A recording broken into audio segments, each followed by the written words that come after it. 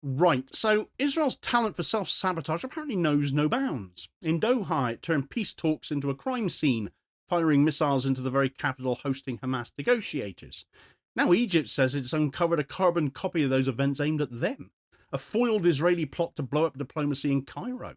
And despite Sisi's slavish devotion to Israel and the US military funding it brings him, who would doubt Egypt here? It's the grim reality of a state so addicted to impunity it will assassinate any peace table it seems, rather than sit at it. Netanyahu even bragged that murdering Hamas leaders abroad would remove obstacles to a deal, as if diplomacy were a demolition job.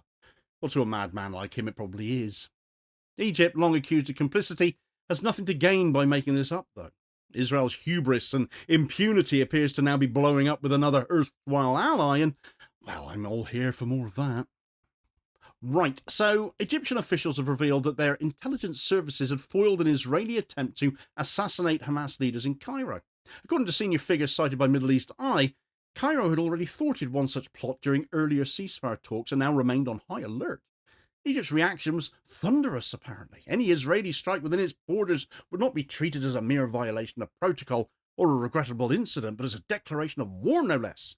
Though I wondered to myself that if Cairo had already foiled this, why not speak up earlier about it, and perhaps put Israel off its strike on Doha if they'd already been rumbled.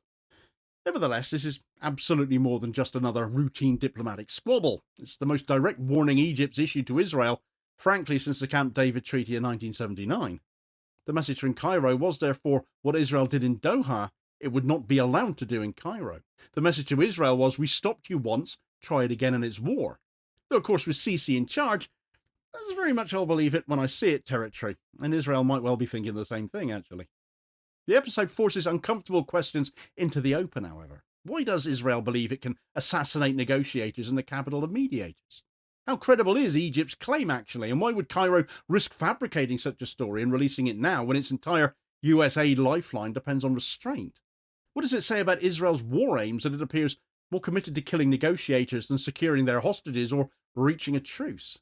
And most urgently, what happens if Israel decides to test Egypt's red line here?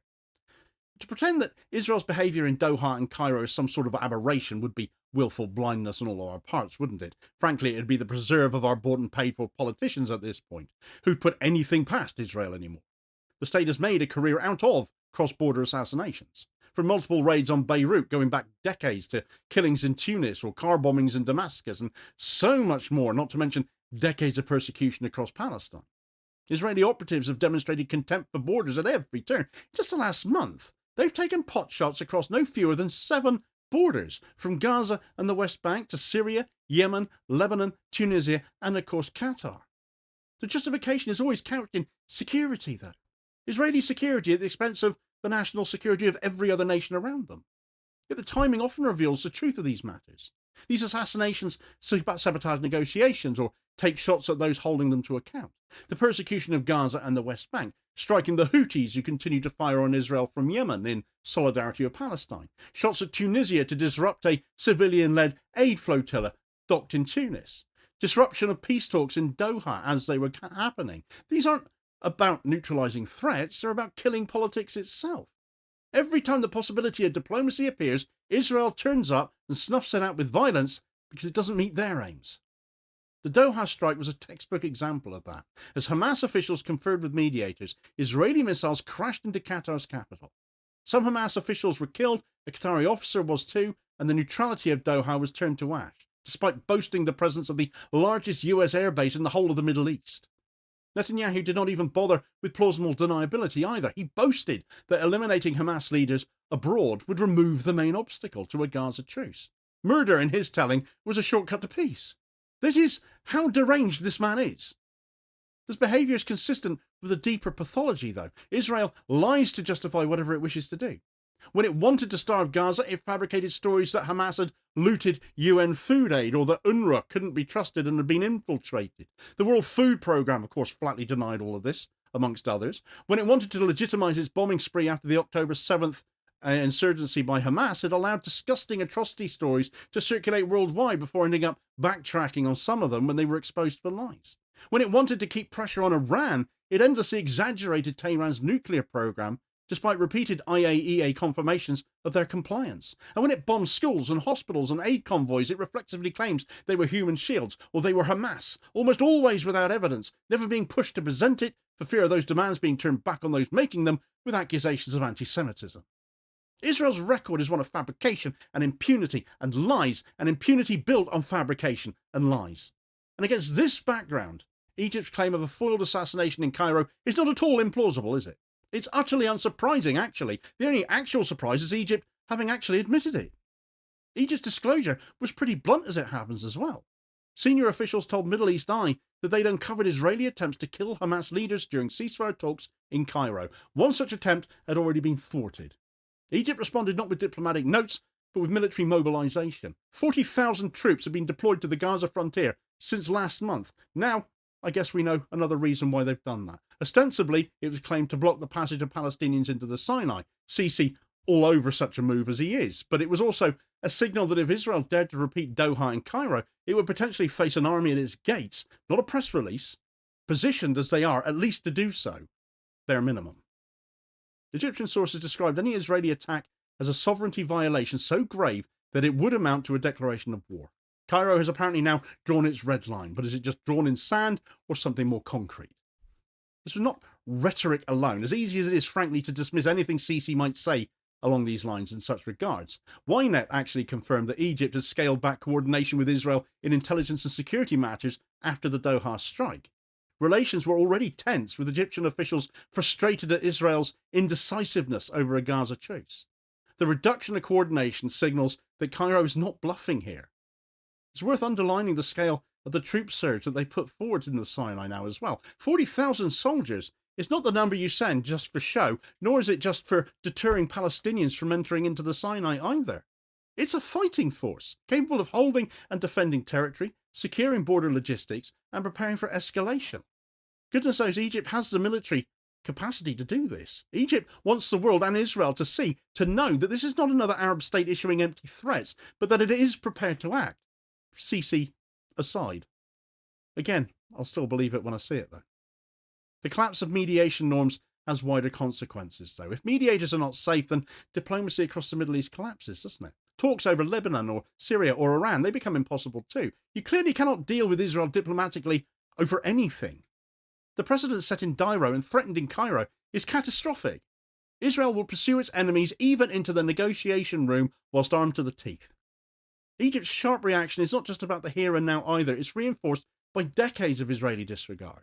In early 2025, an Israeli military analysis website, Naziv, published a scenario envisioning a strike on the Aswan High Dam. The projections were apocalyptic in that. I covered it at the time. A partial collapse would kill nearly 2 million people. A total failure could kill up to 10.5 million people. Whole cities from Aswan to Luxor would be swept away. Power generation would be crippled. Infrastructure would be annihilated.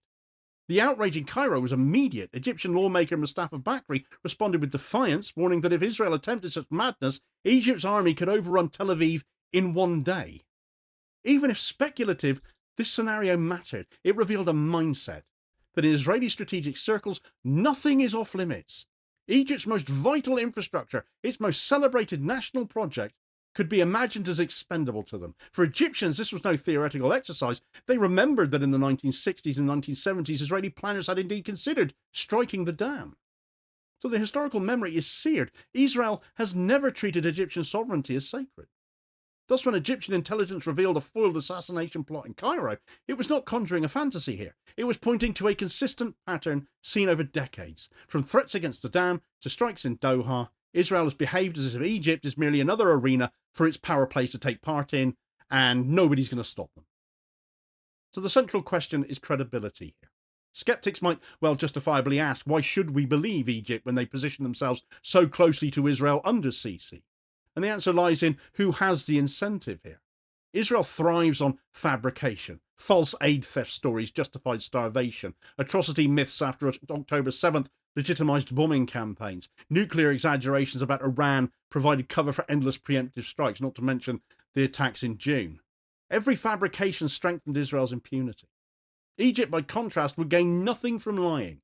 If caught fabricating, it would jeopardize its $1.3 billion in US military aid, destroy its credibility as a mediator, and hand Israel a propaganda victory. Sisi's regime, heavily dependent on American support as it is, cannot afford to take such risks unnecessarily, so the cost of fabrication would outweigh any possible domestic benefit. This is why Egypt's warning actually must be taken seriously, and not just because Israel already struck Doha. It's backed up by troop deployments, by reductions in coordination with Israel, and by language not heard since 1979 treaty. Cairo has no reason to play games. The implications are enormous compared to Qatar, though. First, the Camp David framework is already fragile as things are. Since 1979, it's been the bedrock of American strategy, ensuring that Israel would not face Egypt as a hostile military power. Israel has already been violating Egyptian sovereignty in this way, though, by occupying the Philadelphia corridor, the Gaza side of the Rafah border crossing, against the Accords, but Sisi has permitted that. However, a direct strike would almost certainly see Camp David effectively unravel. Cairo's troop surge and declaration of war language show that deterrence is already cracking. This isn't actually even the first mobilization of troops to the Rafah border region since October 7th. Secondly, mediation is now in ruins. If Doha is unsafe, and Cairo clearly under threat, diplomacy can't function anymore. No negotiator will attend talks under the shadow of Israeli missiles, and holding them even further away just exposes the pointlessness of the talks even more, when considering the risk of being attacked by one side that you are supposed to be mediating with. Thirdly, US complicity has also been exposed here. Washington said nothing when Doha was bombed until it was too late. It has said nothing about Cairo's warnings at all. The silence reveals the priorities to all. Protecting Israeli impunity matters more than protecting allies like Qatar and Egypt. This corrodes trust. Arab states will now see that the US will not act even when its own partners are in danger. And at the heart of all of this, therefore, lies a moral question.